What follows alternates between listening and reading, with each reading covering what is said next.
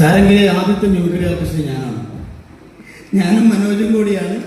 അന്നെനിക്ക് തോന്നുന്നു, പറയുന്നുണ്ടെന്നും തോന്നരുത്, നമ്മളല്ലേ 2 മണിക്കൂർ ഗാനമേള 1.5 മണിക്കൂർ മിമിക്രി നടത്തിയ ദിവസങ്ങളുണ്ട്. ഇതിലായിട്ട് 1.5 മണിക്കൂർ മിമിക്രി നടത്തിയ വേദിയുണ്ട്.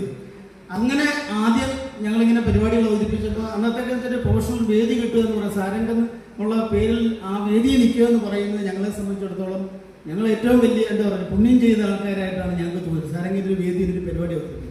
പിന്നീട് ഒരു ദിവസം പരിപാടി അവതരിപ്പിച്ചുകൊണ്ടിരിക്കുമ്പോഴാണ് പ്രിയപ്പെട്ട രായേട്ടനും രായ സാഹിബും ഒരു സ്റ്റേജിൻ്റെ സൈഡിൽ, അത് അദ്ദേഹത്തിന് കൂടെ വന്നേ പാടുന്നുണ്ട്. അപ്പം ഞാനവിടെ നോക്കുമ്പോൾ രാജാ സാഹിബ് അവിടെ ഇരിക്കുന്നു. ഇനി കയറി വരാൻ പറഞ്ഞു. ഞാൻ പറഞ്ഞത് ആ നിൽക്കുന്നതാണ് രാജാ സാഹിബ് എന്ന് പറയുന്നത്. അപ്പം രാജാ സാഹിബ് കയറി വന്നു. സത്യം പറഞ്ഞാൽ പൊളിച്ചടുക്കിയ ഒരു പ്രകടനമായിരുന്നു അന്ന് ആ വേദി നടത്തിയത്. 2 ഐറ്റം. പക്ഷെ പിന്നീട് ഞാൻ സാരെങ്കിലും ഉണ്ടായിട്ടില്ല എന്നുള്ളതാണ് ഏറ്റവും വലിയ കോമഡി. അത് ഞാനാണ്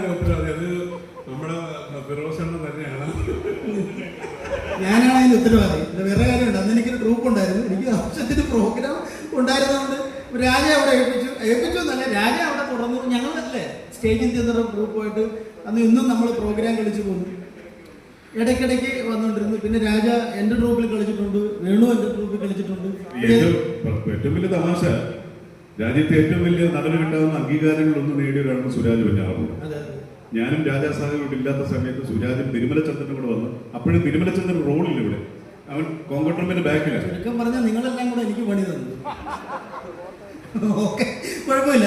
എന്നാലും നമ്മൾ ആരും എന്താ പറയുക, ഞാനിത് പറഞ്ഞതല്ല, നമുക്കിതുകൊണ്ട് രാജാവാകുകയോ അല്ലെങ്കിൽ ബംഗ്ലാവ് വെക്കുകയോ ഒന്നുമല്ല.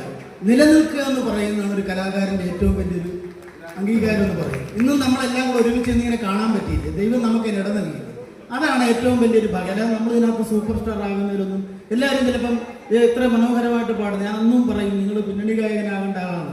പക്ഷെ പിന്നണി ഗായകനാകുക എന്ന അല്ലെങ്കിൽ ആ ഒരു തരത്തിൽ ആ പേരിനേക്കാൾ ഉപരി ജനങ്ങളുടെ മനസ്സിൽ ഒരു സ്ഥാനം കിട്ടുക എന്നുള്ളതാണ് ഏറ്റവും വലിയ കാര്യമെന്ന് വിശ്വസിക്കുന്ന ഒരാളാണ് ഞാൻ.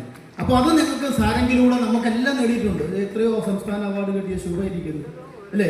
സിനിമാ പിന്നണി ഗായികയായിട്ടാണ് ശുഭയെ കേരളം അറിയുന്നത്.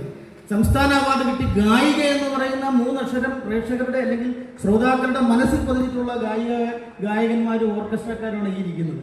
ഇന്നും ചെറുപ്പക്കാരെ പോലെ നമ്മുടെ മുന്നിൽ ഇവരെയൊക്കെ കൃഷ്ണകുമാരനൊക്കെ എനിക്കൊന്ന് അന്ന് ഇരുന്നണക്കാൻ എപ്പോഴും ഇരിക്കുന്നത്. എന്ത് രഹസ്യമെന്ന് എനിക്കും അറിയാൻ പറ്റില്ല. അപ്പോൾ ഇത്രയും പേര് നമുക്ക് കാണാൻ പറ്റി, ദൈവം നമ്മളെ ഇവിടെ കൊണ്ട് എത്തിച്ചു, ഇവിടെ ഇരുത്തി എന്ന് പറയുന്നത് ആണ് ഏറ്റവും വലിയ അനുഗ്രഹമായിട്ട് ഞാൻ കരുതുന്നത്.